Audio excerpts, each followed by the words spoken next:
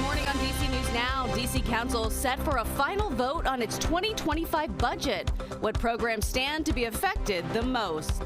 The heat making its return, temperatures hitting the low 90s ahead of possible storms tomorrow. And staying cool in the heat. I spend a lot of time at the pool, and this is also good with the cool off. Fairfax County families taking to the ice to avoid the hot weather. And a railroad fire in Harpers Ferry, breaking down the closures commuters need to know about. Plus, inspiring the next generation of LGBTQ+ advocates. He would want us to always remember that pride is special. For there's always one person, not more, that is their first pride. Honoring the legacy of a founding member of the Capital Pride Alliance. You're watching the station covering all of the DMV. This is DC News Now.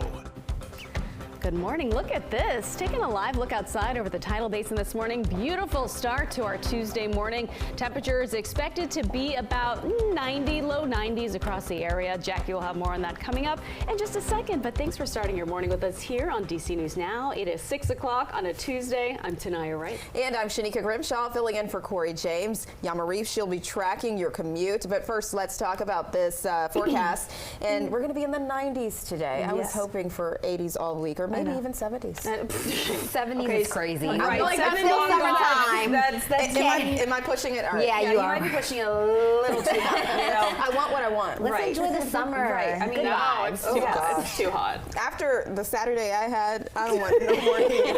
I'm with Corey now. I want some some winter temperatures. cold, cool Bring on the temperatures. snow. Oh man, nope, that's not in the 7-day, unfortunately. I mean, tomorrow's going to be even hotter than the day today. So Shanika, you're not going to like tomorrow's forecast with high temperatures back in the upper 90s. Thankfully, not triple digits though, Shanika, thankfully. We were out there in that heat on Saturday. Temperatures out there right now. We're seeing those 50s, 60s, and 70s. So Shanika, this is the time to go outside now. 71 right now in DC as well as Annapolis. We're seeing those 50s for parts of the area back over towards the I-81 corridor. Those dew points still comfortable out there back in those low to mid 50s. So this is really a nice start to the day. Still see that low humidity through the afternoon. High temperatures will be bouncing back low 90s under those mainly clear sun-filled skies. Tomorrow though, not so quiet. Some more showers and thunderstorms expected later on in the afternoon.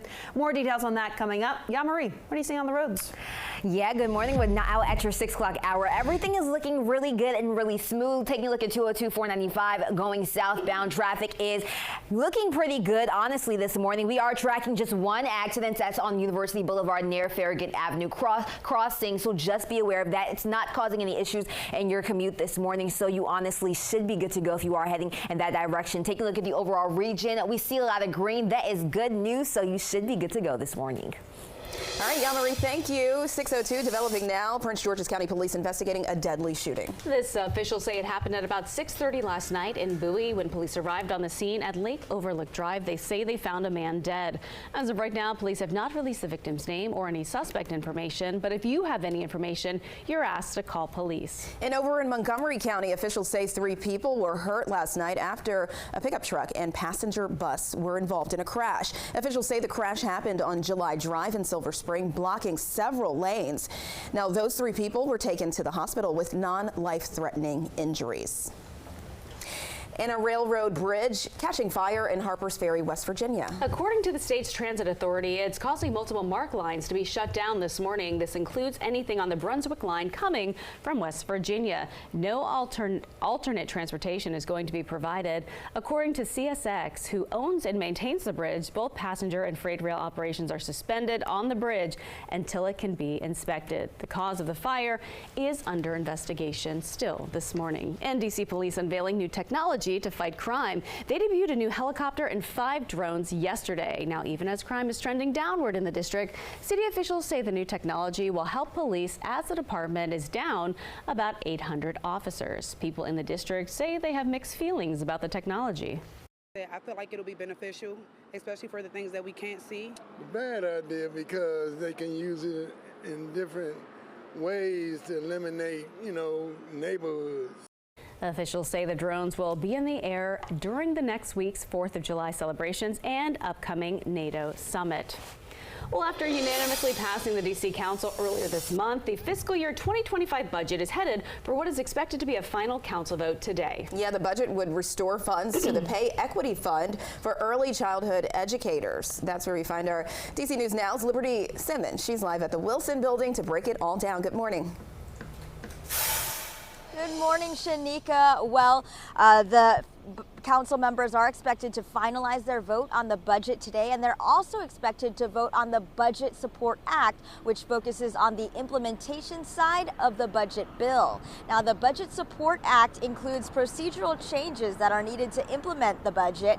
This includes such things as the legal authority for specific revenue changes. The budget would also restore $70 million to the Pay Equity Fund for early childhood educators that Mayor Muriel Bowser originally had on the chopping block.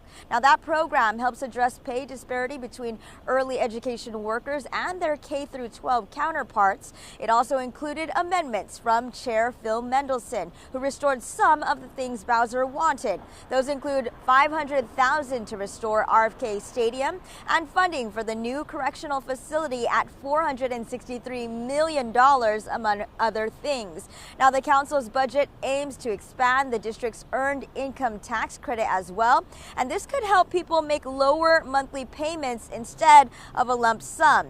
It would also create a new child tax credit for low and middle income earners, and the new budget also increases taxes on properties worth over $2.5 million. Now, the hearing is set to take place here at noon, and if approved, it will then head to Mayor Bowser's desk. For now, live here in Northwest D.C., Liberty Simmons, D.C. News Now. Thank you, Liberty. Well, a local community is mourning after a couple died during a religious journey. Now, the Bowie natives were in Saudi Arabia for the Muslim pilgrimage Hajj. Now, it is believed they died from the extreme heat.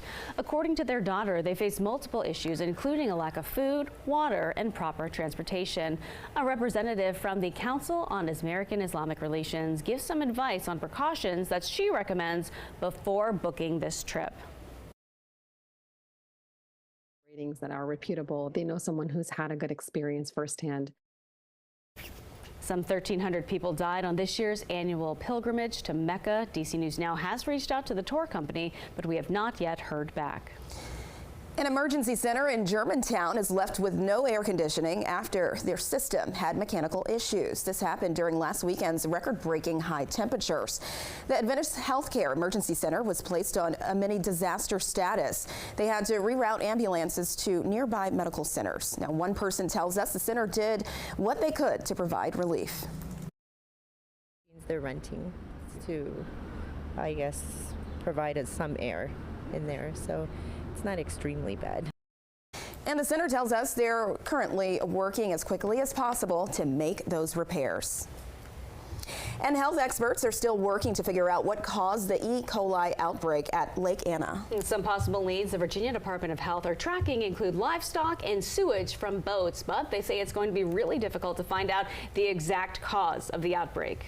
This happens to be probably one of those scenarios where there was a perfect storm of elements, literally a storm, I think, which preceded Memorial Day. So there was a rain event, a lot of activity because it was a holiday weekend. Now, one good sign, the amount of cases since Memorial Day weekend has been minimal, but the precautions you can take are not swimming within 3 days after rain and showering after any contact with water from a lake. And minimum wage workers in D.C. and Montgomery County are about to get a raise. On July 1st, most workers in each area will make at least 45 cents more per hour. In D.C., all employers will pay at least $17.50 per hour. That's up from $17. In Montgomery County, companies with over 50 employees will pay $17.15 per hour. That's up from $16.70. Now, mid-size employers will pay $15.50 per hour, up from $15. And businesses with under 10 employees will remain at $15 per hour. Meantime, tipped minimum wage in D.C. will increase from $8 to $10 per hour. In Montgomery County, tipped workers will remain at $4. And we continue to track prices at the grocery store. DC News Now weekend anchor Ben Dennis is stretching your dollar this morning with some help on helping you save.